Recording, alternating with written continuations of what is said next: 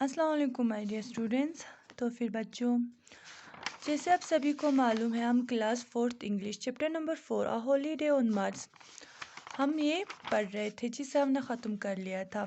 और इसके question answers first और सेकंड भी हमने कर लिए थे। आज हम करने वाले हैं इसके थर्ड वाले क्वेश्चन। ठीक है, तो फिर थर्ड क्वेश्चन हमसे पूछा जा रहा है, Steve and Steve are courageous and clever children. Do you agree?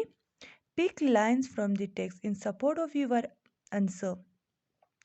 जो इस स्टोरी में सीव और स्टीव था, ठीक है, क्या ये जो दो बच्चे थे, क्या वो कोरेजियस थे और साथ ही क्या ये लोग चालाक भी थे? ठीक है, कोरेज हम किसे कहते हैं? कोरेज हम कहते हैं हिम्मत को, और क्लीवर हम कहते हैं चालाक को। ठीक है, तो फिर हमसे यहाँ पे पूछा जा रहा है, क्या स्टीव और सीव ये दोनों हिम्मत वाले और क्या चालाक बच्चे थे?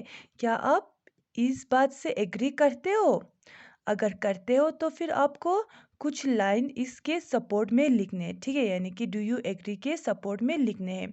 तो फिर इसका आंसर हमने कुछ इस तरह से लिखा हुआ है, yes, Sieve and Steve are courageous and clever children. हाँ, मुझे लगता है कि ये जो सीव और स्टीव थे, ये दोनों कोरेजियस और साथ ही क्लीवर चिल्ड्रन थे। When the rocket crash and be fall unconscious, जब वो रॉकेट क्रश हुआ यानी कि फटा और बीफ बेहोश हो गया था। अनकॉन्शियस हम किसे कहते हैं? अनकॉन्शियस हम कहते हैं बेहोश को। ठीक है, जब वो रॉकेट क्रश हुआ और जो बीफ था वो बेहोश हो गए थे, the children who were just 12 years old, instead of feeling hopeless, they handle the situation and do the best they can. ये जो दो बच्चे थे जिनकी उम्र सिर्फ 12 साल ही थे, इन दोनों ने क्या किया? उस हैंडल यानी कि वो जो सिचुएशन था उसे हैंडल किया। वो लोग होपलेस नहीं हुए। ठीक है, उन्होंने अपना बेस्ट दिया जितना वो कर सकते थे। Steve gets into the driver seat and start the engine. जो स्टीव था वो ड्राइवर सीट पे आ गया था और उसने इंजन को स्टार्ट कर लिया था। Sieve remember which levers need to be pushed in order to get the sled. और सीव को ये याद था कि कौन सा बटन दबाने से वो जो स्लेड था वो चलता था। ठीक है, they both realized that beef is hard and needs urgent medical attention. उन दोनों को ये मालूम था कि जो बीफ था उसे चोट लगा हुआ है और उसे मेडिकल यानी कि उसे डॉक्टर की ज़रूरत है। While Steve slowly drives the sled, Steve keep trying to wake up beef. ठीक है, तो फिर जो ये स्टीव था वो उस स्लेड को धीरे से चला रहा था और जो स्टीव थी वो बीफ को जगाने की कोशिश कर रहा था। ठीक है, इससे हमें ये पता चलता है कि ये जो दो बच्चे थे वो बहुत हिम्मत वाले थे, यानी कि इन दोनों बच्चों ने उस सिचुएशन में भी अपना हिम्मत नहीं हारा।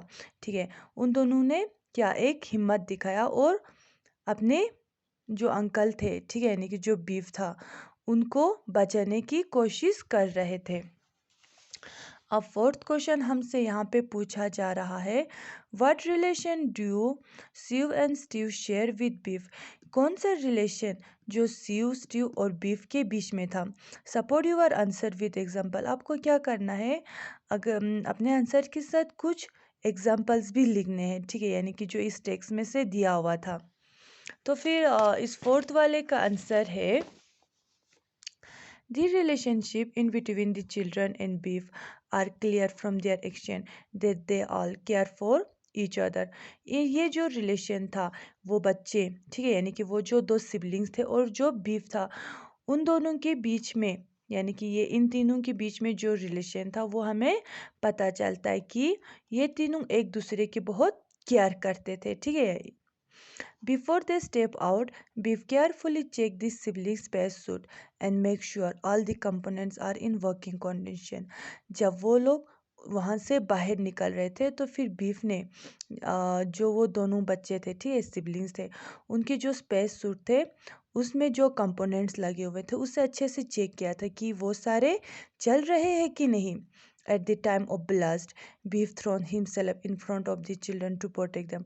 जब वो चीज़ क्रैश हुआ, ठीक है, यानी कि जो वो स्लेट था वो उस आइस के साथ टकरा था, तो फिर जो बीफ था उसने उन दो बच्चों को बचाने के लिए खुद को उनके आगे फेंक दिया था, ठीक है, यानी कि उन दोनों के आगे आया था. When Beef fall unconscious, Steve and Steve tried to reach him a doctor soon. तो फिर जिसकी वजह से जो ये बीफ था वे बेहोश हो गए थे, तो फिर जो सीव और स्टीव थे ये दोनों जो बीफ था उनको डॉक्टर के पास ले जाने के लिए बहुत जद्दोजहद कर रहे थे. This all exchange show that this siblings and beef care for each other. तो फिर ये जो एक्सचेंज है, ठीक है, यानी कि इन दोनों के, चाहे वो सिबलिंग्स के हो चाहे वो बीफ के हो, इससे हमें ये पता चलता है कि ये तीनों एक दूसरे की बहुत केयर करते थे और वो एक ऐसा रिश्ता शेयर करता था, ठीक है, जिसमें क्या था, एक केयर था, अफेक्शन था और अटेंशन था, ठीक है. ये तीनों चीज़ें इनके रिलेशनशिप में थे.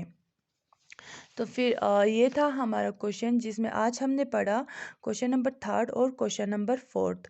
मुझे उम्मीद है बच्चों आप लोगों को ये समझ में आया होगा. अगर किसी को कोई परेशानी होता है तो फिर वो मुझसे पूछ सकता है. आज के लिए खुदा हाफिज़.